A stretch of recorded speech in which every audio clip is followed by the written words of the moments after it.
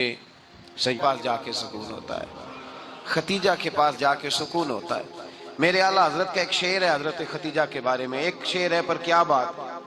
اعلیٰ حضرت فرماتے ہیں سیدی ماں، پہلی ماں، کہف امن و امان۔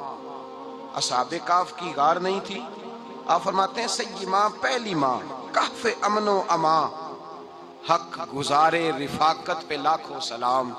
آپ فرماتے ہیں جس طرح اصحاب کہف کو اس غار کے اندر جا کے سکون ملا تھا، اس طرح ہماری پہلی ماں کے پاس جا کے ہمارے نبی کو سکون ملا کرتا تھا۔ کہف امن و امان، یہ غار ہے امن و امان کی، اس طرح اصحاب کہف کی غار تھی۔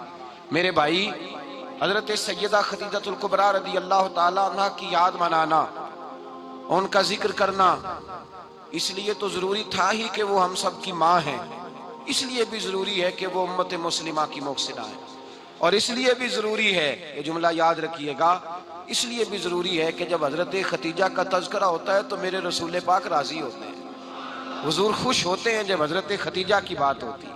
جب حضرت خدیجہ الکبریٰ رضی اللہ تعالی عنہ سے کوئی محبت کرتا، کوئی احترام کرتا تو حضور راضی ہوتے۔ پہلی محسنہ، قرآن مجید سورہ احزاب کی آیت نمبر 6 میں اللہ کریم نے فرمایا النبی اولیٰ بالمؤمنین من انفسہم، یہ نبی مومنوں کی ان کی جانوں سے بھی زیادہ مالک ہے۔ وازواجہ امہاتہم، اور فرمایا نبی پاک کی ازواج مومنوں کی مائیں ہیں۔ حضرت خدیجہ الکبریٰ رضی اللہ تعالی عنہ پہلی ماں ہیں مومنوں کی۔ حضرت خدیجہ الکبریٰ رضی اللہ تعالی عنہ اس دور کے اندر جس دور میں ابھی اسلام نہیں آیا تھا، ابھی پردے کے احکام نہیں آئے تھے، ابھی عورتوں کے بارے میں وہ سارے احکامات نازل نہ ہوئے تھے جس کی پابند ایک مسلمان خاتون ہوتی ہے، اس زمانے میں بھی حضرت خدیجہ الکبریٰ پردے کی پابند تھی۔ اس دور کے اندر بھی حضرت خدیجہ الکبریٰ سچ بولا کرتی، اس دور کے اندر بھی جناب خدیجہ الکبریٰ کے مزاج میں نفاست تھی۔ بہت بڑے تاجر کی بیٹی تھی، بہت بڑے، اور باپ کے انتقال کے بعد حضرت خدیجہ نے خود تجارت سنبھالی، خود۔ یہ کیسی تاجرہ ہے جو کبھی گھر سے باہر نہیں نکلی، یہ کیسی تاجرہ ہے جنہوں نے کبھی جا کے کسی آدمی کے ساتھ گفتگو نہیں کی، یہ کس قسم کی تجارت پیشہ خاتون ہے جو کبھی مارکیٹ اور بازار نہیں گئیں، لیکن مکے میں جن کا مال سب سے زیادہ بکتا تھا وہ حضرت خدیجہ الکبریٰ ہے۔ وہ کسی شخص کا تعین کرتی، کہتی سرمایہ میں لگاؤں گی، محنت تو کرے گا، اور وہ ڈیل بھی جب ہوتی نا، اس شخص کے ساتھ گفتگو ہوتی تو وہ بھی ڈائریکٹ حضرت خدیجہ نہ کرتی، بلکہ آپ کی ایک خادمہ تھی حضرت نفیسہ، بعد میں وہ مسلمان ہوئی، ان کی ذمہ داری ہوتی، وہ خاتون جا کر اس آدمی سے گفت و شنید کرتی۔ حضرت خدیجہ کا مال لے کے لوگ جاتے مکے میں، جب سب لوگوں کا نقصان ہوا نا جس سال، جناب نفیسہ کہتی ہیں جس سال سارے مکے والوں کا مال ڈوب گیا، حضرت خدیجہ کو اس سال بھی اللہ تعالیٰ نے 11 گنا نفع عطا فرمایا، اس سال بھی بڑا نفع دیا، حالانکہ تجارت کے ساتھ نہیں، ابتدا اسلام میں۔ اور پھر عجیب بات یہ ہے کہ 2 دفعہ شادی ہوئی، 2 دفعہ بیوہ ہوئی، 2 دفعہ شادی ہوئی، 2 بیٹے تھے حضرت خدیجہ کے۔ نبی پاک صلی اللہ علیہ وسلم سے قبل آپ کے 2 بیٹے تھے، ہند اور حالہ، دونوں مسلمان ہوئے، دونوں حضور کے صحابی ہوئے۔ 2 شہزادے تھے حضرت خدیجہ کے، 2 دفعہ پہلے شادی ہوئی، دونوں خامد انتقال کر گئے، عرب کے بڑے بڑے، اور حضرت خدیجہ بنو قریش میں سے ہیں، 3-4 نسلیں اوپر جا کر ان کا خاندان نبی پاک صلی اللہ علیہ وسلم کے ساتھ مل جاتا ہے۔ حضرت خدیجہ کا 2 دفعہ نکاح ہوا، آپ بیوہ ہو گئیں، دونوں دفعہ خامد وصال کر گئے۔ بڑے بڑے مکے کے سرداروں نے پیغام نکاح دیا، حضرت خدیجہ خاموش رہی، نکاح نہیں کیا۔ لوگوں نے بڑی وجوہات بیان کی، الگ الگ باتیں لکھی۔ شیخ محقق شاہ عبد الحق محدث دہلوی فرماتے ہیں نہیں، اصل بات اور تھی۔ عرب کے اندر سال کے بعد عورتوں کا ایک میلہ لگتا تھا خانہ کعبہ کے پاس، صرف عورتیں اکٹھی ہوتی تھی، میلہ لگا ہوا تھا۔ ایک تورات جاننے والا یہودی عالم بھی آیا ہوا تھا، وہ بیویوں کے مجمع پہ نظر ڈال کے کہنے لگا بیویوں، مرد کا کام تو کوئی نہیں عورتوں کے مجمع میں بات کرنا، لیکن میں تمہیں ایک پیغام دینے لگا ہوں، اللہ کے آخری رسول جو مکے میں پیدا ہونے والے ہیں ان کے آنے کا وقت قریب آ گیا ہے۔ وہ بیوی بڑی خوش نصیب ہوگی جنہیں ان کی رفاقت ملے گی۔ عورتوں نے جب دیکھا کہ مرد آ گیا عورتوں کے میلے میں تو انہوں نے ڈانٹا، جھڑکا، کہا چل اٹھا اپنی کتابیں اور نکل جا۔ حضرت خدیجہ کہتی ہیں باقیوں نے ڈانٹا پر میں نے بات پلے سے باندھ لی، میں نے پلے سے باندھ لی، اور میں انتظار کرنے لگی کہ اللہ کرے وہ نصیب میرے ہی ہو، اللہ کرے مقدر میرا ہی کھلے۔ आप फरमाती मैं तस्बीह पढ़ती, दरूद पढ़ती। मैं उस जमाने में जो अल्लाह का जिक्र जिस तरह होता था वो मैं शुरू करती, और जब फारिग होती तो मैं इल्तजा करती कि अल्लाह मेरे नसीबे खोल दे।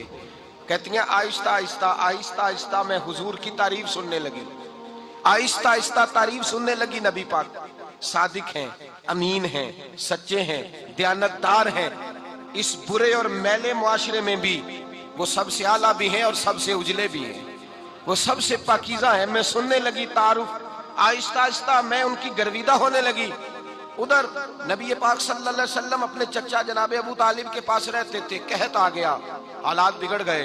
हुजूर सैयद आलम सल्लल्लाहु अलैहि वसल्लम से चचा कहने लगे, बेटे अगर माले तिजारत लेके शाम जाओ तो बड़ा नफा कमाओगे, हमें जरूरत भी है, और अगर हो सके तो खतीजा का माल लेके जाओ। हजरत अबू तालिब ने कहा हो सके तो सैयदा खतीजा का माल लेके जाओ। नबी पाक ने कहा चचा मैं नहीं कहूंगा किसी से जाके, मैं नहीं कहता किसी से जाके, जो मेरे नसीब में होगा मेरा रब खुद अता फरमाएगा, मैं नहीं कहूंगा। मुस्तफा ने तो नहीं कहा।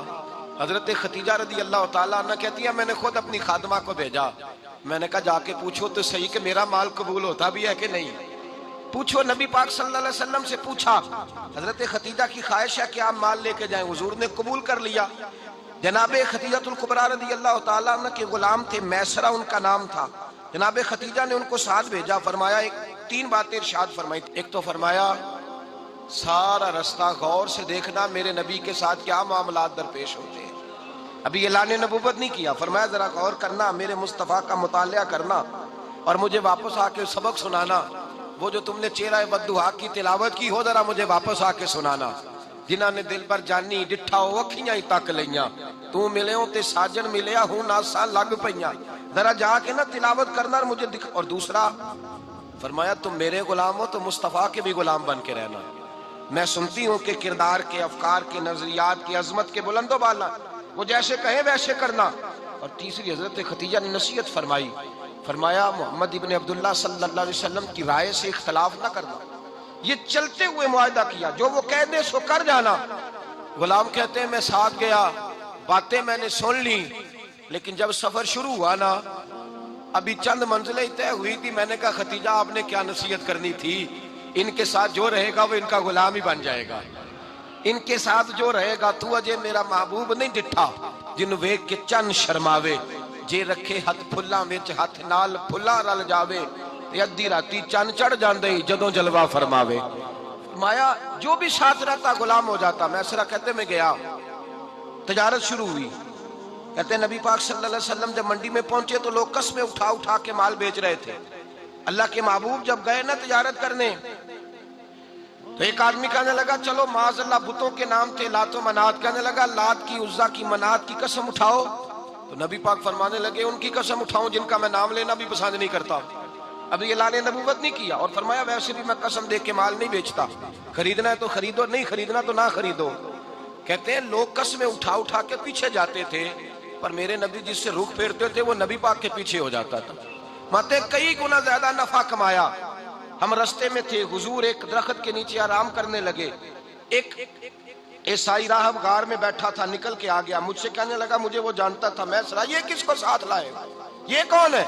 मैंने कहा अहले कुरैश के एक मुअज़्ज़ज़ आदमी है। कहने लगे यार जिस दरख्त के नीचे ये लेटे हुए हैं यहाँ आम आदमी नहीं लेट सकता, यहाँ वही लेटेगा जो अल्लाह का सच्चा रसूल होगा, यहाँ दूसरा को लेट ही नहीं सका। ये रसूल है, इनका ख्याल रखना, ख्याल रखना। काश मैं उस वक्त तक जिंदा रहूं जब ये नबूवत का ऐलान करें।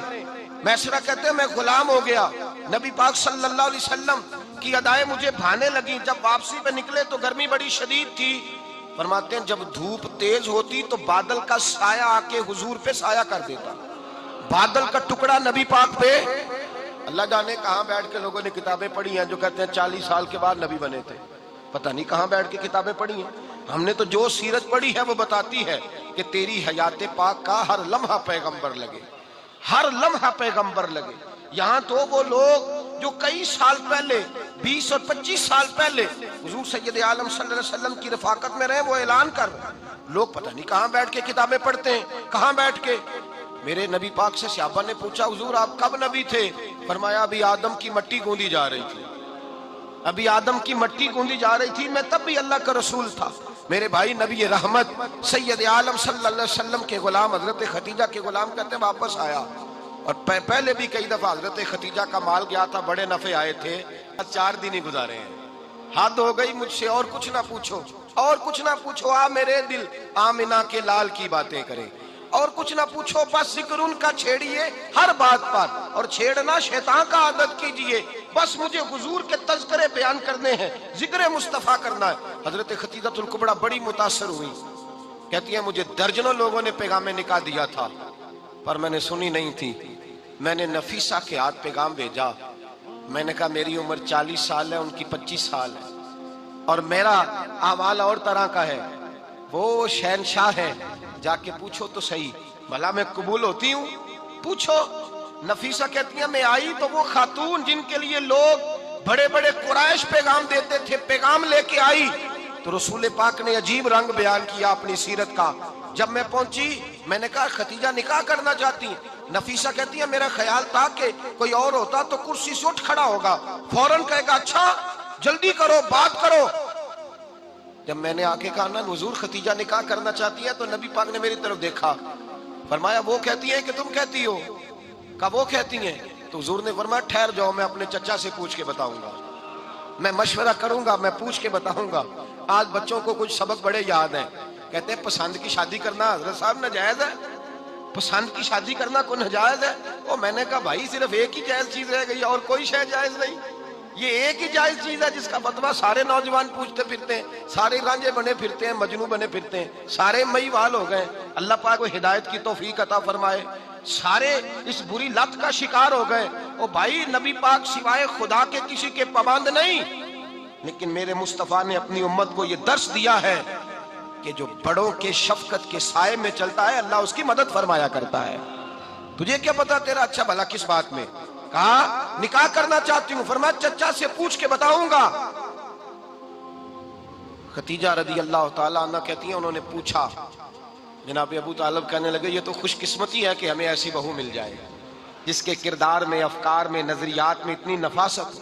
مصطفیٰ کریم کے ساتھ نکاح ہوا، قربان جائیں حضرت خدیجہ الکبریٰ کی شادی ہوئی تو بھائی بڑا مشکل ہوتا ہے، بڑا مشکل ہوتا ہے اپنے آپ کو ڈھالنا، لیکن جناب خدیجہ کی زندگی اٹھا کے دیکھو، میں یہ نہیں کہہ سکتا وہ کروڑ پتی تھی، ارب خرب کی میں بات ہی نہیں کر سکتا، اور 20 نوکرانیاں تھیں ان کے پاس، درجنوں ان کے پاس غلام تھے، لیکن جب رسول اللہ کے دروازہ نور پہ آئی ہیں، انہوں نے میرے نبی کے گھر میں جھاڑو بھی دیا ہے، انہوں نے حضور کے کپڑے بھی دھوئے ہیں، انہوں نے رسول اللہ کے لیے اپنے ہاتھوں سے کھانا بنایا، انہوں نے دیکھا کہ نبی پاک صلی اللہ علیہ وسلم کو دولتوں سے، تجارتوں سے، سرمایے سے پیار نہیں، جتنی دولت تھی شام کو لا کے قدموں میں رکھ دی، کہا محبوبہ جب میں تیری ہوں تو میری ہر شے ہی آپ کی ہے۔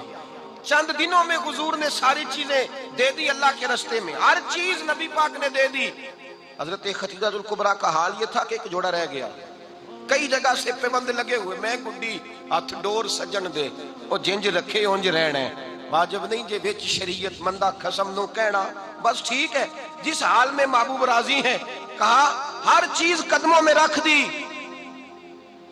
اور حضور کے ہر رشتے کا خیال کیا، نبی پاک کی ہر خواہش کا۔ عورتیں بالخصوص میری بات پہ توجہ کریں جو عرض کرنے لگا ہوں، مرد حضرات خاص کر توجہ کریں، ادھر دیکھیں میری طرف، جاگے جاگے آگ لگی ہوئی ہے گھروں میں، فساد ہے، لڑائی ہے، جھگڑا ہے، دنگا ہے، یہ تیرا رشتہ دار وہ میرا رشتہ دار، جب تیرے آتے ہیں تو روٹیاں جلدی پکتی ہیں، جب میرے آتے ہیں تو بیماریاں بڑی ہوتی ہیں، تیرے میرے کا جھگڑا۔ آؤ میرے مصطفیٰ کریم سید عالم کا بھی حال دیکھو، حضرت حلیمہ سعدیہ ملنے آئی، شادی کو کچھ دن گزرے تو حلیمہ سعدیہ ملنے آئی۔ حضرت حلیمہ سعدیہ سگی اماں نہیں رضائی اماں ہے، یہاں تو سگی اماں برداشت نہیں ہوتی، سگی اماں، اور وہ بہو سوچتی نہیں بات کرتے ہوئے، سوچتی نہیں، وہ سوچتی نہیں کہ کس کے بارے میں بات کر رہی ہے، اسے پتہ ہی نہیں کہ تجھے تو پلا پلایا یہ ملا ہے نا، کبھی اس کی اماں سے پوچھ اس نے کتنی تکلیفیں برداشت کی ہیں، اس سے پوچھ کس دقت میں، کس آزمائش میں اس بچے کو پروان چڑھایا ہے، تو آج مالک بنی ہے تو تو رنگ ہی بدل گئی ہے، اور بچہ بھی بیوی کے ساتھ مل کر کے اماں کی غیبت کرتا ہے، سوچتا ہی نہیں کہ بات کس کی ہو رہی ہے، اسے خیال ہی نہیں آتا۔ حضرت حلیمہ سعدیہ رضائی ماں ہے، جب تشریف لائیں تو مصطفیٰ کریم نے فرمایا خدیجہ یہ میری اماں ہے، جناب حلیمہ سعدیہ کہتی ہیں میں گھر میں رہی، میری خدمت کی، مجھے کھانا پکا کے دیا، بستر بچھا کے دیا، کپڑے لے کے دیے، اور جب میں جانے لگی تو کہنے لگی آپ میرے مصطفیٰ کی اماں ہیں، پہلی دفعہ آئی ہیں، تھوڑا سا تحفہ نہ دے دوں؟ میں نے کہا جیسے مرضی حضرت حلیمہ کہنے لگی۔